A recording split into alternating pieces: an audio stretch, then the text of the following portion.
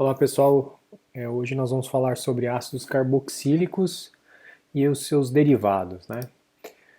Então a gente vai dar uma ideia das características dos ácidos carboxílicos, estruturais, nomenclatura, propriedades físicas e depois nós vamos ver as reações principais aí dos ácidos carboxílicos e como eles geram os seus derivados e algumas reações desses derivados também, ok?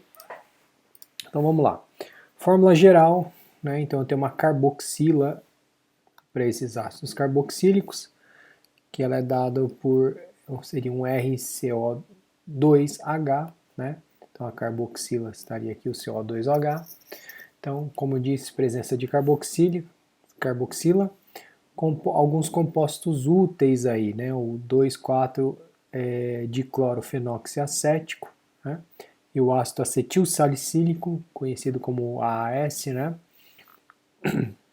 Esse primeiro aqui da esquerda é o também conhecido como 2,4-D, é o primeiro herbicida seletivo desenvolvido, né? Ele tem baixa toxicidade. E o AAS que a gente já conhece desde criança aí, né? Então ele foi isolado do salgueiro, né? Essa palavra salix nada mais é que é a palavra é, é a palavra latim para salgueiro, né? 1857.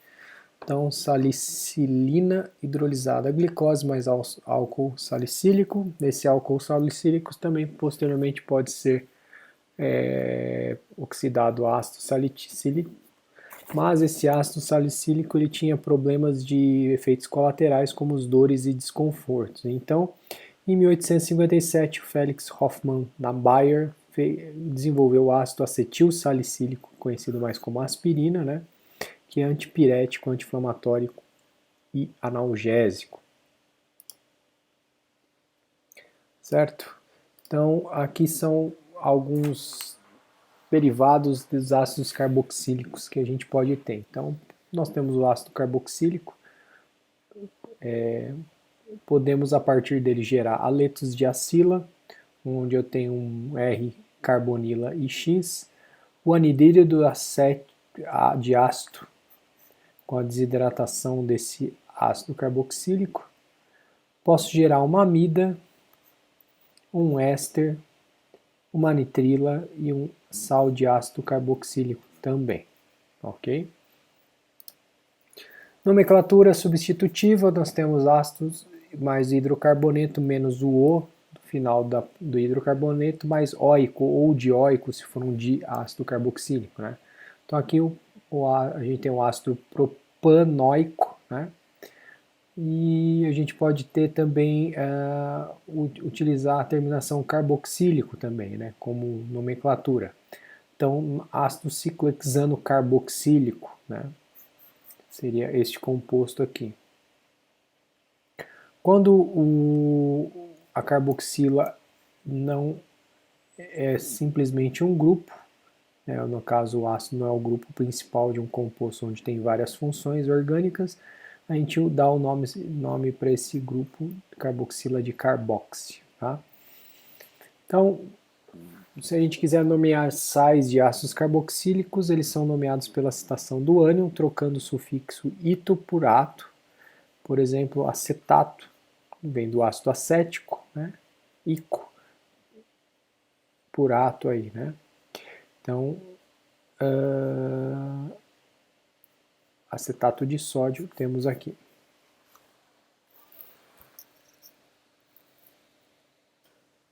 Os ésteres são nomeados da mesma forma que os sais, ok? E substituindo o nome do cátion do grupo R ou AR, né? Acetato de emetila, então aqui nós temos a parte que é o acetato, mais a metila. Aletos da acila, citação do nome do aleto, no caso aqui um brometo, D, e o grupo acila com o sufixo ila aí, né? Então aqui eu tenho um brometo de propanoíla, né? Eu tenho 3 carbonos aqui, ok? Então está aí os aletos de acila. Anidrido de ácido, eu troco a palavra ácido por anidrido. Então, se eu tenho anidrido do ácido acético, então eu tenho anidrido acético, né? As amidas, eu simplesmente eu pego o nome do hidrocarboneto com o mesmo número de carbonos, mais a palavra amida aí, né? E a substituição do nitrogênio seguem as regras das aminas aí, né? Então, por exemplo, eu tenho a NN-dimetil acetamida aí, né? Então eu tenho uma amida com dois carbonos aqui, neste caso, teria um CH3, né? C dupla O, N, aí aqui eu teria duas metilas aqui, né? Então é um NN dimetil e dois carbonos, acetamida aí, ok? Muito bem, e aqui eu tenho, por exemplo, a butano, 1, 2, 3, 4, 4 carbonos, butano amida, perdão. As nitrilas, nome do carboneto com o mesmo número de carbonos, mais a palavra nitrila aí, né? Então, muito parecido com as amidas aí. Então aqui eu tenho a pentano-nitrila, né? Eu tenho 1, 2, 3, 4, 5 carbonos, né? Então é um pente e é uma nitrila aí, ok? Propriedades físicas. Eu tenho ligação de hidrogênio, né? São mais polares que os álcoois, então eu tenho ligações de hidrogênio intermoleculares, perdão. Então isso pode acontecer esses dímeros. São parcialmente ionizáveis em água, depende do Ka, né? Que vai de menos 4 a menos 5, aí, 10 a menos 5. São mais ácidos que os álcoois e os fenóis, né? E os ácidos são fortes quando a base conjugada for estável. Quando que ela é estável? Quando tem presença de retiradores de elétrons como cloro, bromo, grupo nitro, né?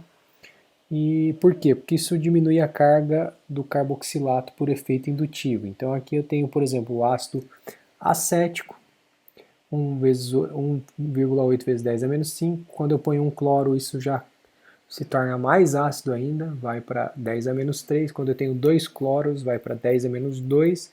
Quando eu tenho 3 cloros aqui, que está errado, eu teria 10 a menos 1. Esse aqui é o TCA, o ácido tricloroacético, né? É muito utilizado na medicina para cauterização aí de mucosas, ok?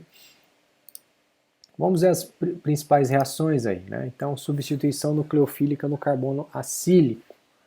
Então, aqui eu tenho uma substituição sendo que o nucleofílica, sendo o R, pode ser um grupo alquil, ario ou hidrogênio, onde basicamente o que acontece? O nucleófilo ataca o carbono, né, acílico e troca com esse L aí que é o nosso grupo de saída, o leaving group, né? E a reatividade é muito importante aqui, porque quanto mais reativo, mais facilmente se converte. Então aqui eu tenho a ordem crescente de reatividade, onde os cloretos de ácido são mais reativos, né, que os tioésteres, que os anidridos, que os ésteres, que as amidas, ok? Então o que influencia aí, né? Basicidade do grupo de saída, quanto menor melhor, obviamente, porque se ela for uma base muito forte, ela pode também atacar novamente o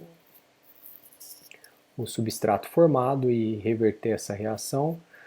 O efeito de ressonância também é importantíssimo, né, desse meu substrato que vai ser atacado pelo nucleófilo aqui, por exemplo. Então aqui se esse efeito de ressonância deixa essa ligação carbono grupo de saída mais forte, menos reativo vai ser, né? Por quê?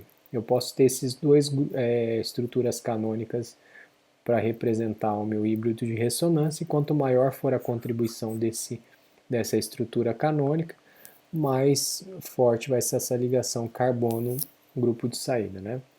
O efeito indutivo do L, sendo que quanto maior, menor a contribuição de 2, isso aqui também é importante, né? Então se eu tenho um efeito indutivo muito grande por parte desse grupo de saída, menor vai ser a contribuição dessa estrutura canônica aí, obviamente eu vou ter maior contribuição dessas e será muito mais fácil desse grupo de saída deixar esse composto.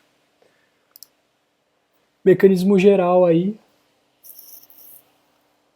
nós temos o nucleófilo atacando o carbono, sp2, certo?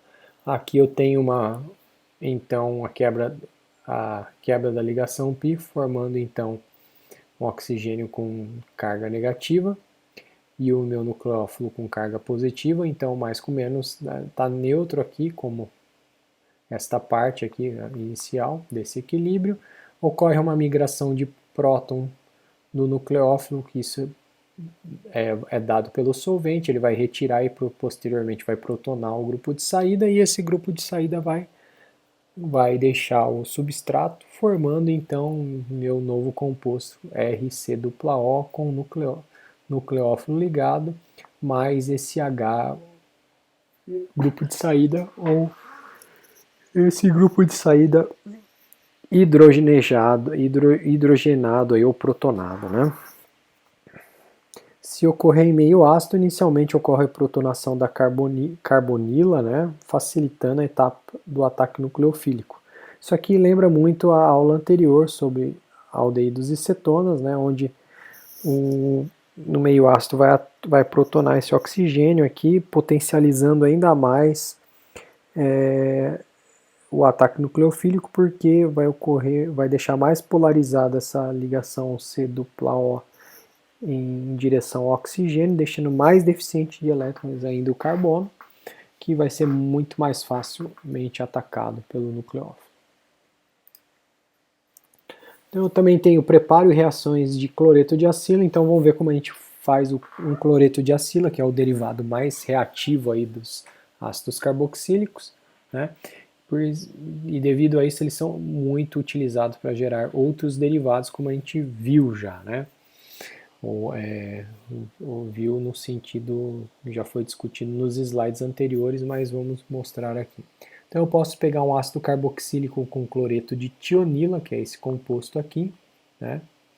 SOCl2, ou cloreto de fosfina, ou pentaclorofosfina, e gerar então meu cloreto de acila aqui, mais SO2 mais HCl. O mecanismo é demonstrado aqui logo abaixo, onde eu tenho a hidroxila dessa minha carboxila atacando o enxofre, quebrando essa dupla ligação enxofre-oxigênio, né? E posteriormente essa dupla ligação ela vai ser refeita liberando um cloreto, que esse mesmo cloreto aqui vai ser usado para atacar o carbono da carboxila, que posteriormente vai quebrar a ligação dupla do carbono-oxigênio, que ela vai ser refeita, liberando então aí o meu cloreto de acila e gerando esse composto aqui. Neste caso, aqui está faltando enxofre, e ficou faltando aí. Neste caso, é um enxofre com uma dupla ligação com oxigênio, cloro e OH, né? E aí, posteriormente, esse H+ vai ser liberado, formando uma outra dupla ligação enxofre e oxigênio, ou seja, formando o SO2 e liberando HCl no meio aí, né? Na forma de H+ Cl-.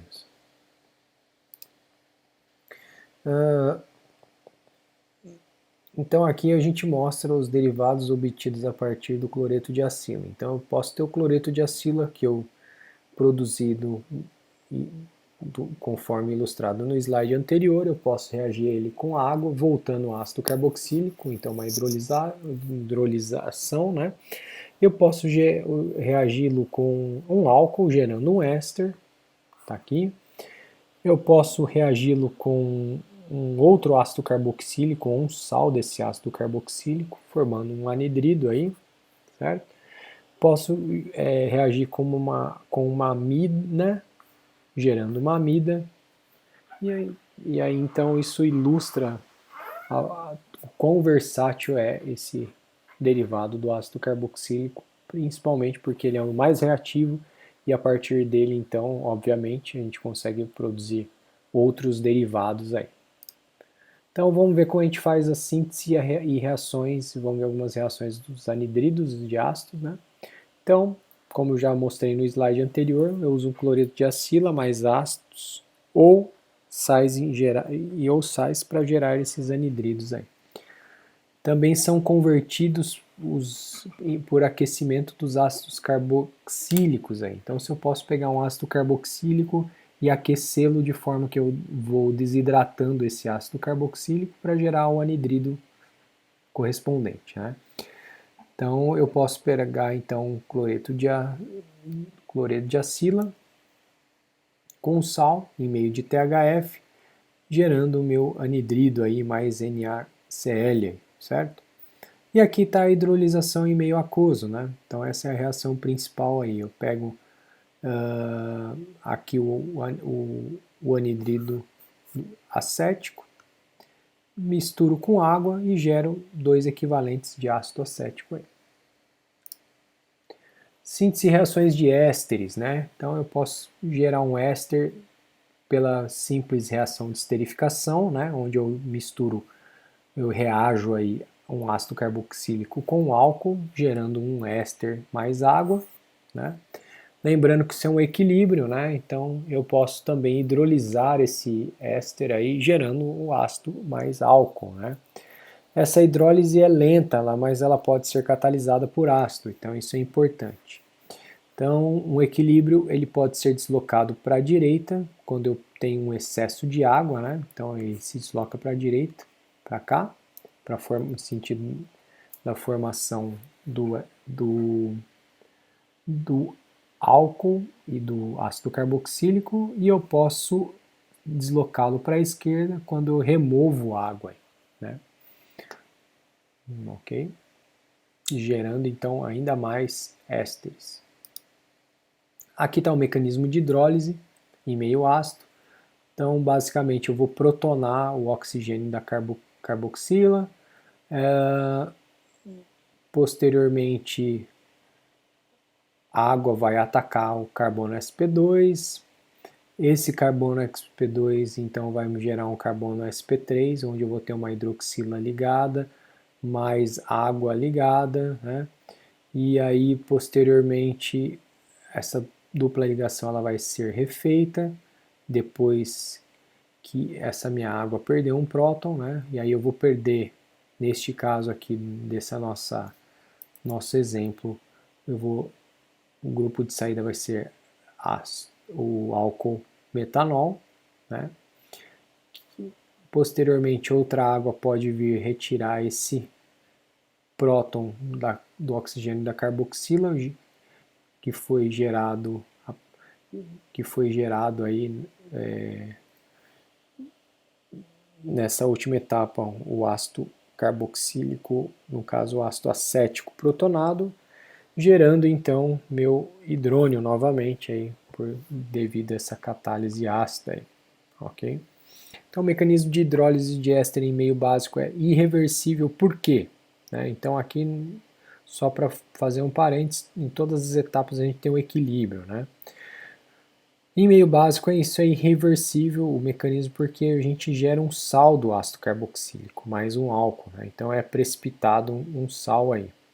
E aí eu acidifico a solução para obter o ácido carboxílico correspondente, quando eu faço essa catálise em meio básico, né? Outras reações que a gente tem, a reação de transesterificação, a reação de um éster com álcool gerando outro éster, né? Então isso pode ocorrer também. Tem o saponificação, como a gente já pode ter visto aí em disciplinas anteriores, ésteres mais base forte, gerando álcool e sais de ácidos graxos aí, né? E os ésteres convertidos em amidas primárias e secundadas pela reação com aminas, né? Isso tem um baixo rendimento, mas é uma reação que pode ocorrer também, ok? Vamos ver então, falando em amidas, vamos ver a síntese e a reação de amidas, né?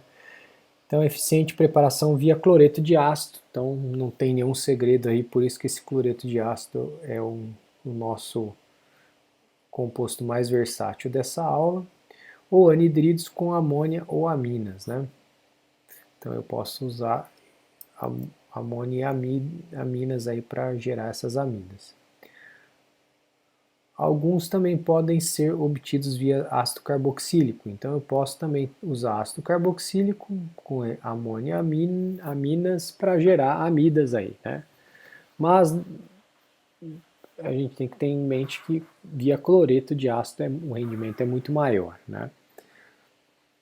Então o que eu tenho? Ácido, amônia ou amina gerando um sal de amônio. E esse sal de amônio ele se decompõe por aquecimento, né? Então aqui está o meu ácido mais amina gerando meu sal de amônio. O que seria se decompor? Ele ocorre uma liberação de água, né?